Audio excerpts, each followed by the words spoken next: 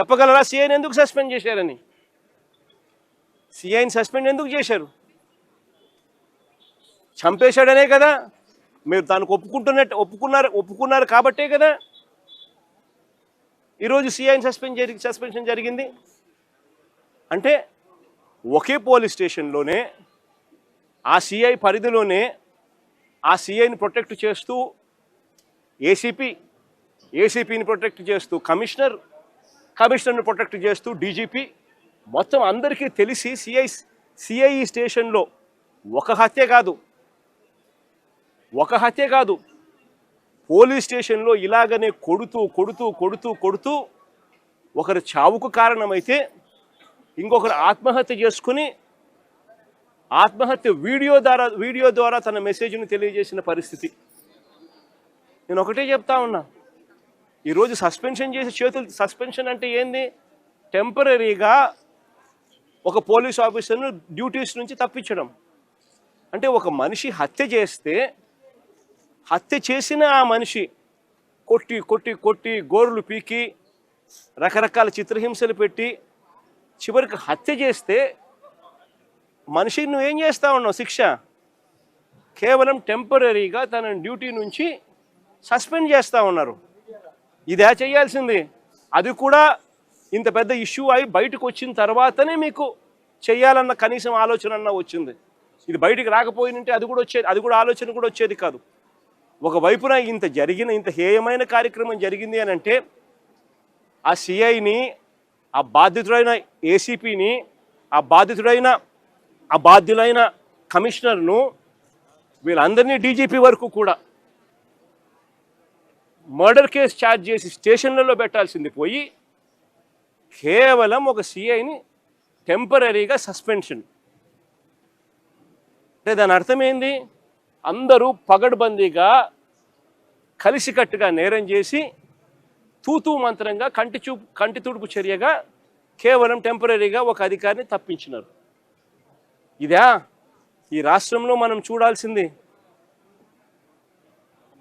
తప్పు చేస్తే ఆ పిల్లాడి వయసు ఎంత? 23 ఏళ్ళు. అంటే వీళ్ళంతా చిన్నపిల్లలే. ఏదో తెలుసో తెలియకో కొద్దో గొప్ప ఎవరైనా తప్పు చేసి ఉండొచ్చు. ఈ పిల్లాడైనా కానీ చేసిన తప్పుకు కోర్టులు ఉన్నాయి. కోర్టు ఈ పిల్లాడిని ప్రొడ్యూస్ చేయమని చెప్పి సమన్ చేసింది. వీళ్ళు చేయాల్సింది ఏంది? ఆ పిల్లాడిని తీసుకొని రావడం, కోర్టుకు సబ్మిట్ చేయడం.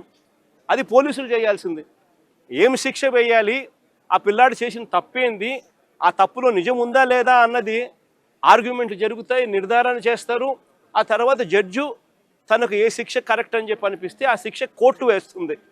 కానీ ఇక్కడ కోర్టు పాత్రను ఏకంగా వీళ్ళే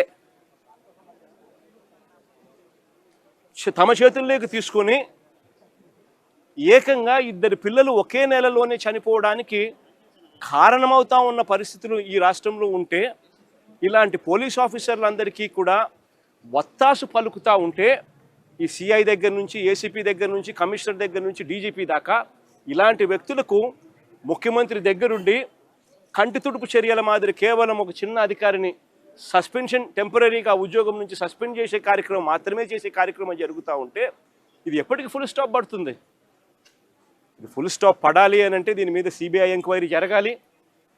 ఎవరెవరు దీంట్లో ఇన్వాల్వ్ అయి ఉన్నారు అన్న సంగతులు బయటికి రావాలి.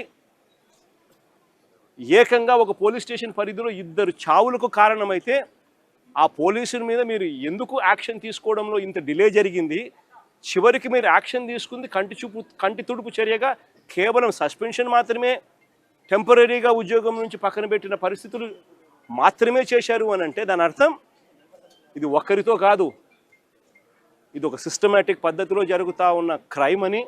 ఈ క్రైమ్లో ఒకరు కాదు, ఒక సిఐ ఒకడే కాదు, ఈ సిఐకి పైన ఏసీపీకి పైన కమిషనర్ పైన చివరికి డీజీపీ దాకా కూడా అందరూ ఇన్వాల్వ్ అయి ఉన్నారని కూడా ప్రస్ఫుటంగా కనిపిస్తూ ఉంది. కాబట్టి ఖచ్చితంగా సిబిఐ ఎంక్వైరీని ఖచ్చితంగా డిమాండ్ చేస్తూ ఉన్నాము.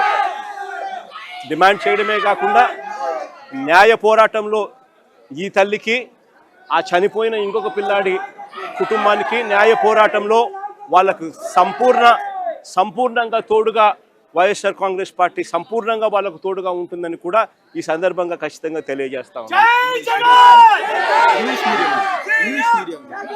సార్